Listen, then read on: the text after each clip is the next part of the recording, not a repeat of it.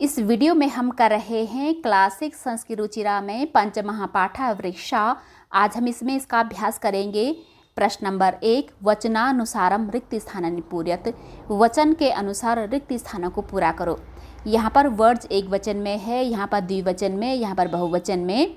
तो इन्होंने तो कुछ दिए हैं, जहाँ पर इन्होंने नहीं दिया है वहाँ पर हमें भरना है यथा के अकॉर्डिंग। जैसे इन्होंने यहाँ पर भरा है ना, वैसे ही हमें देख देख करके इनको भी भरना है। वनम वने वनानी, अर्थात एक जंगल, दो जंगल, बहुत सारे जंगल। उसी तरीके से हम जल का भी बनाएंगे, जलम जले जलानी। ध्यान दीजिएगा, जो इस तरीके के आते हैं ना, वनम वने वनानी, ये जो है नपुंसकलिंग में आते हैं। यहाँ पर है जलम जले जलानी। और बिंबम का अर्थ होता है बिंब, जिसे कि हम छाया बोलते हैं। बिंबम बिंबे बिंबानी। इसमें पहले वाला प्रथम व्यक्ति यानी कि कर्ता कारक में है, और दूसरा इसमें द्वितीय विभक्ति यानी कि कर्म कारक में। वृक्षम वृक्ष वृक्षान, उसी तरीके से हम पवन का भी बनाएंगे। पवन को हवा बोला जाता है, और जन्म का अर्थ होता है लोग यानी कि इंसान। ये जो है ना पुल्लिंग में है।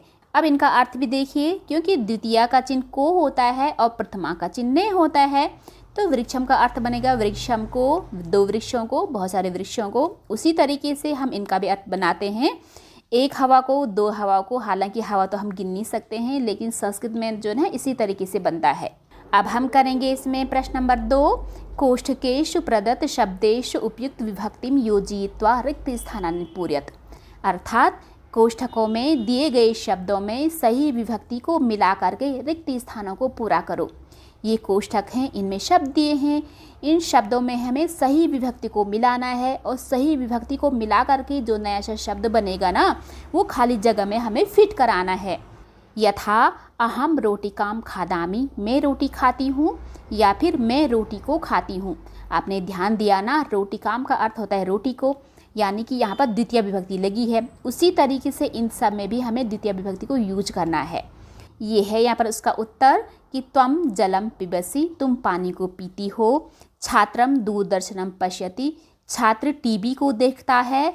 वृक्षा पवनम पिबन्ति, कि पेड़ हवा को पीते हैं। ताहा कथाम लिखन्ति, वे कथा को लिखते हैं। आवाम जंतुशालाम गच्छावः, हम दोनों जंतुशाला को जाते हैं। अब है इसमें अधोलिखितेषु वाक्येषु कर्तृपदानि चिनुत। अर्थात नीचे लिखे गए वाक्यों में कर्ता का पद चुनिए। कर्ता का अर्थ होता है जो काम करता है, डूअर, जिस पर सेंटेंस बना होता है।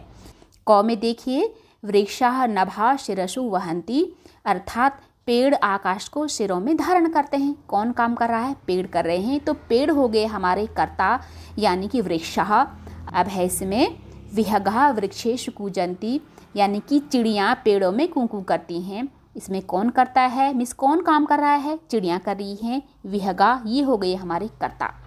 अब है इसमें पयो दर्पणे वृक्षः स्वप्रतिबिंबम पश्यन्ति, अर्थात पानी रूपी दर्पण में पेड़ अपना प्रतिबिंब देखते हैं। कौन काम कर रहा है? पेड़ कर रहे हैं, क्योंकि वो देखने का काम कर रहे हैं ना, तो वृक्षा है हमारे कर्तृपदा। अब है इसमें कृषकः अन्नानि उत्पादयति, यानी कि किसान अन्न को उत्पन्न करता है। कौन काम कर रहा है? कृषका यानी किसान। अब लास्ट है इसमें गा सरोवरे मत्स्या संति, यानी कि तालाब में मछलियाँ हैं। यहाँ पर काम तो कोई कर नहीं रहा है, हम कर्ता को कैसे पहचानेंगे? तो कर्ता के काम के अलावा एक और डेफिनेशन है, वो ये है जिसका सेंटेंस में अस्तित्व होता है और जिस पर पूरा का पूरा सेंटेंस टिका हुआ होता है। कौन है वो? मत्स्या, यानी कि अगर मछलियाँ नहीं होगी ना तो सेंटेंस कैसे बनेगा, है ना। तो यहाँ पर मछलियाँ यानी कि मत्स्या हो गई हमारी कर्ता। अब है इसमें प्रश्नानाम उत्तराणि एक पदेन लिखत, अर्थात प्रश्नानाम उत्तराणि एक पदेन लिखत, अर्थात प्रश्नों के उत्तर एक शब्द के द्वारा लिखिए। वृक्षः कै पातालम स्पर्शन्ति, यानी कि पेड़ किसके द्वारा पाताल को छूते हैं। कह का अर्थ होता है किसके द्वारा? पैरों से, यानी कि पादय। वृक्षा किम रचयन्ति, पेड़ क्या रचते हैं? वनानि, जंगलों को। अब है इसमें ग विहगः कुत्र आसीना, चिड़ियाँ कहाँ बैठी हुई हैं? कहाँ पर? शाखा रूपी झूला में। शाखा दोला, दोला को झूला बोला जाता है। कौतुकैन वृक्षा किम पश्यन्ति, कौतूहल से पेड़ क्या देखते हैं? अपना प्रतिबिंब, स्वप्रतिबिंबम। अब है इसमें समुचितः पदः रिक्त स्थानानि पूरयत, यानी कि सही शब्द के द्वारा रिक्त स्थानों को पूरा करो। इन्होंने क्या किया ना, 7 विभक्तियों में एक एक शब्द को तीनों वचनों में दिया है। उन शब्दों को देख करके हमें जो खाली जगह है वहाँ पर भरना है। जैसे यहाँ पर देखिए प्रथमा विभक्ति में गजाह गजौ गजाह, उसी तरीके से अश्वः का बनेगा अश्वः अश्व अश्वः। यहाँ पर है इसका उत्तर। प्रथमा का चिन्ह ने होता है या फिर कभी कभी ये बिना चिन्ह के भी आता है। तो जो है इसका अर्थ बनेगा एक हाथी, 2 हाथी, बहुत सारे हाथी। उसी तरीके से घोड़ों के लिए भी है अद्वितीय, जिसका चिन्ह की को होता है ना। तो इसमें क्या बनेगा, पहले सूर्यम को लेकर के सूर्यम, सूर्य, सूर्यान, यानी कि एक सूर्य को, 2 सूर्यों को, बहुत सारे सूर्यों को। हालांकि सूर्य एक से ज़्यादा होते ही नहीं है, लेकिन खाली ये शब्द रूप है, इसलिए इसका अर्थ तो यहाँ पर बनाना ही है।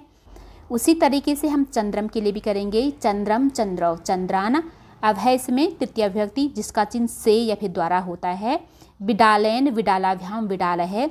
विडालैन, विडाल बिल्ली को बोला जाता है, एक बिल्ली से, 2 बिल्लियों से, बहुत सारे बिल्लियों से। उसी तरीके से मंडुकैन, मंडुकाभ्याम, मंडुकै, अर्थात एक मेंढक से, 2 मेंढकों से, बहुत सारे मेंढकों से मंडुक मेंढक को बोला जाता है। अब जो है चतुर्थी जिसका चिन्ह होता है के लिए, है ना, संप्रदान में आता है ये। तो इसमें क्या है कि सर्पाय एक सांप के लिए, सर्पाभ्याम 2 सांपों के लिए, सर्पेभ्य बहुत सारे सांपों के लिए, वानराय वानराभ्याम वानरेभ्य, वानर जो है ना बंदर के लिए बोला जाता है। अब जो है पंचमी विभक्ति, इसका चिन्ह भी से होता है लेकिन अलग होने के अर्थ में, क्योंकि अपादान कारक के अंतर्गत आता है। मोदकात एक लड्डू से, मोदकाभ्याम 2 लड्डू से, मोदकेभ्य बहुत सारे लड्डुओं से। उसी तरीके से वृक्षात वृक्षाभ्याम वृक्षेभ्य। अब है इसमें षष्ठी विभक्ति जिसका चिन्ह होता है काकी के या फिर रारी रे। अब यहाँ पर पहले जन के लिए इन्होंने बनाया है, जनस्य जनयो जनानाम, अर्थात एक आदमी का, 2 आदमियों का, बहुत सारे आदमियों का। उसी तरीके से शुक का भी हमें बनाएंगे। शुक का अर्थ होता है तोता, शुकस्य शुकयो शुकानाम। अब है इसमें सप्तमी विभक्ति जिसका चिन्ह होता है में या फिर पर। इसमें क्या है कि शिक्षक के लिए इन्होंने बनाया है शिक्षके शिक्षकयो शिक्षकीषु, यानी कि एक शिक्षक में, 2 शिक्षकों में, बहुत सारे शिक्षकों में। मयूरे मयूरयो मयूरेषु, मयूर मोर को बोला जाता है। अब लास्ट है इसमें संबोधन कारक। संबोधन कारक को हम पुकारने या फिर किसी को बुलाने के अर्थ में यूज करते हैं, जैसे हे बालक, हे बालकौ, हे बालकः। उसी तरीके से हे नर्तक, हे नर्तकौ, हे नर्तकः। भैंस में प्रश्न नंबर 6, भिन्न प्रकृतिकम पदम चिनुत, यानी कि भिन्न प्रकृति का शब्द चुनिए। प्रकृति क्या होती है, जो एक जैसे होते हैं। तो हमें इसमें वो शब्द को चुनना है जो कि इन तीनों से अलग है। इसमें 3 एक जैसे हैं, एक अलग है। गंगा, यमुना, नर्मदा, क्योंकि ये नदियाँ हैं, नदियों की प्रकृति एक जैसी होती है। लता क्या होती है, लता को इकरी पर बोला जाता है ना, जो इस तरह से लटकती है, तो लता इसमें अलग हो गया। अब है इसमें उद्यानम, कुसुमम, फलम। उद्यानम बगीचे को बोला जाता है, कुसुम का अर्थ होता है फूल, फलम का अर्थ होता है फल। ये तीनों पेड़ पौधों से संबंधित हैं, सजीव हैं। चित्रम क्या हो गया, चित्र, यानी कि निर्जीव है, तो निर्जीव चित्रम है ना, ये अलग हो गया। अब है इसमें लेखनी, तूलिका, पाठशाला। लेखनी को पेन बोला जाता है, तूलिका को हम ब्रश बोलते हैं जिससे कि कलर लगाते हैं, पाठशाला यानी कि स्कूल। ये तीनों जो है ना लिखने पढ़ने से संबंधित हैं। चटका का अर्थ होता है गौरया यानी कि पक्षी, तो इसकी प्रकृति अलग हो गई ना, तो इसलिए अलग है। अब है आम्रम, कदलीफलम, मोदकम, नारंगम। यहाँ पर पहले इसका अर्थ देखिए, आम्रम मिस आम, कदलीफलम केला, मोदकम लड्डू, नारंगम नारंगी। तो ये तीनों तो फल हो गए। मोदकम क्या हो गया, लड्डू, ये अलग है क्योंकि इसे इंसान बनाते हैं ना।